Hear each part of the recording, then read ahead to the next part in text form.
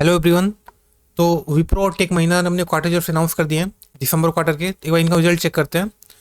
तो जैसे यहाँ टेक महिंद्रा का आप रिजल्ट देखो तो इन्होंने इनकी जो सेल्स है वो 1% से बढ़ी है। लास्ट ईयर इन्होंने दिसंबर क्वार्टर में 13,101 करोड़ की सेल्स की थी, जो इस साल बढ़ के 13,286 करोड़ हो गई है। ठीक है, जो कि 1% का ग्रोथ है। अगर आप नेट प्रॉफिट देखो तो सेल्स तो सिर्फ 1% बढ़ा है, बट प्रॉफिट जो है वो 524 करोड़ से बढ़ के 93 989 करोड़ हो गया है। मतलब 93% की ग्रोथ है। 93% मतलब लगभग की प्रॉफिट डबल हो गया है। तो ऐसे दिखने में तो काफ़ी अच्छा नंबर लग रहा है। बट एक बार हम इनकी एक्सपेक्टेशन चेक करते हैं कि एक्सपेक्टेशन कितनी थी। जैसे यहाँ पर मैं देखूँ मनी कंट्रोल की एक्सपेक्टेशन है, तो आप देखो इनसे जो एक्सपेक्टेड था वो 105% ग्रोथ का था। ठीक है, 1047 करोड़ से प्रॉफिट बढ़ना चाहिए था, बट इन्होंने कुछ 900 के रेंज में ही प्रॉफिट दिया है। मतलब इन्होंने एस्टिमेट्स को मिस किया है। तो आप पहली जन में आप देख के आप ये सोच सकते हो कि इन्होंने काफ़ी अच्छा प्रॉफिट दिया, बट एक्चुअली ऐसा नहीं है। मार्केट की एक्सपेक्टेशन इनसे ऐसी ही थी। रही बात क्या कल ये गिरेगा इसकी वजह से, तो अगर हम यहाँ पे इनका टेक्निकल चार्ट देखें तो आप देखो तो ये शेयर ऑलरेडी अपने मतलब काफ़ी हाई पे है। ऑल टाइम हाई तो नहीं है, बट हाँ इनका जो ऑल टाइम हाई था वो यहाँ पे करीब 1800 के आसपास में था 2022 में। और ये लोग वापस वहीं पे गए थे, तो यहाँ एक बड़ा सा कप बना था। ठीक है, अब ये हैंडल बनेगा या नहीं ये रिजल्ट के ऊपर डिसाइडेड था। तो अब रिजल्ट चूंकि इन्होंने मिस किया है अपने प्रॉफिट को, तो हो सकता है कि ये यहाँ से गिरे। बट ये मनी कंट्रोल की एक्सपेक्टेड थी। हो सकता है कि जो दूसरे ब्रोकर्स हैं उनको हो सकता है कि उनकी एक्सपेक्टेशन इतनी ही रही हो। तो अब देखना पड़ेगा कि कल के मार्केट के ऊपर, कल के मतलब मंडे के दिन, कि क्या यहाँ से बाइंग आती है सेलिंग आती है। और देखिए इसका पे ऑलरेडी चूंकि काफ़ी हाई है, तो यहाँ पे भी इन्वेस्टमेंट का कोई स्कोप नहीं दिख रहा है, और ना तो कोई ट्रेडिंग का स्कोप है। अगर आप मोमेंटम ट्रेडर भी हो तो एक बार अपनी ऑल टाइम हाई को ब्रेक करके यहाँ से एक बड़ा सा कप, देन एक हैंडल बनाए, ब्रेकआउट दे, फिर अगर वापस सपोर्ट ले तो वहाँ पे मोमेंटम ट्रेडिंग कर सकते हो या फिर ब्रेकआउट ट्रेड ले सकते हो। बट अभी के लिए इन्वेस्टर्स के लिए तो कुछ भी नहीं है, और ट्रेडर्स के लिए भी कुछ भी नहीं इस कंपनी के अंदर। उसने यहाँ पे जब इसने यहाँ पे एक रेजिस्टेंस का ब्रेकआउट दिया था, तो आप यहाँ पे इन्वेस्ट कर सकते थे, बट अभी के लिए कोई मौका नहीं है यहाँ पे इस कंपनी के अंदर। दूसरी कंपनी बात करते हैं विप्रो की। तो विप्रो का जो रिजल्ट है यहाँ पे हम देखें तो विप्रो का जो प्रॉफिट है वो 24% से बढ़ा है क्वार्टर एंड क्वार्टर। 2700 से बढ़ के जो सेल्स बढ़ के 33,600 करोड़ हो गई है, और जो प्रॉफिट है वो 1% बढ़ा है, और सॉरी रेवेन्यू।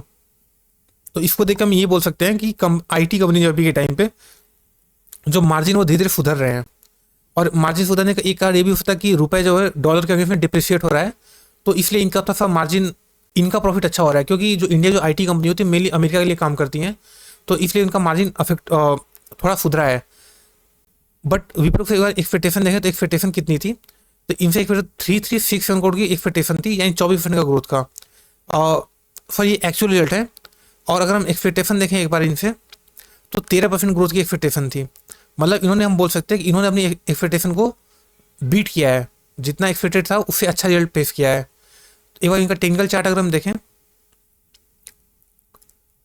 तो आप यहाँ पे देखो, तो ये कंपनी भी यहाँ पे आप देखो अपने ऑल टाइम हाई पे नहीं, बट हाँ इसने जो रिसेंट जो हाई बनाया था यहाँ पे एक दो बड़ा सा एक कप बन रहा है। ठीक है, अब डिपेंड करता है क्या यहाँ से ब्रेकआउट दे पाएगा। अगर यहाँ से हम मेजर करें तो यहाँ से लेके यहाँ तक का ये जो डिस्टेंस है ये करीब 8-9% का है। तो क्या आपको लगता है कि क्या कल ये ब्रेकआउट दे देगा? अगर यहाँ पे अगर तेजी आ भी गई लेट से कल 8-9%, तो मुझे लगता है कि यहाँ से रेसिस्टेंस वापस सेलिंग आ जाएगी, तो ये सस्टेन नहीं कर पाएगा। मतलब इसके चांसेज हैं। देखिए स्टॉक मार्केट में कुछ भी गारंटी नहीं होती है। ठीक है, गारंटी लाइफ में सिर्फ एक चीज़ की होती है, वो मौत की, कि हम सब पैदा हुए हैं और सारे लोग मरेंगे। इसके अलावा कहीं गारंटी नहीं होती।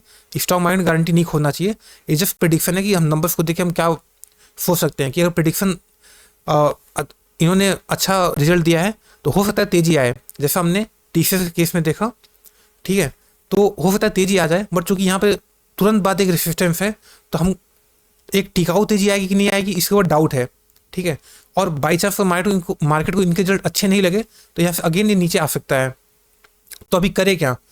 देखिए पहली बात तो जो विप्रो है, विप्रो जितनी जो इंडिया की जो टॉप जो आईटी कंपनी हम नाम सुनते हैं, जैसे टीसीएस है, इन्फो है, एचसीएल है, टेक महिंद्रा है, ठीक है, या एलटीआई माइंट्री है, परसिस्टेंट है, इन सब में सबसे बेकार कंपनी विप्रो ही है। अगर आप इनका 10 साल का सेल्स देखोगे तो इनका 10% CAGR भी नहीं है, डबल डिजिट में भी नहीं है।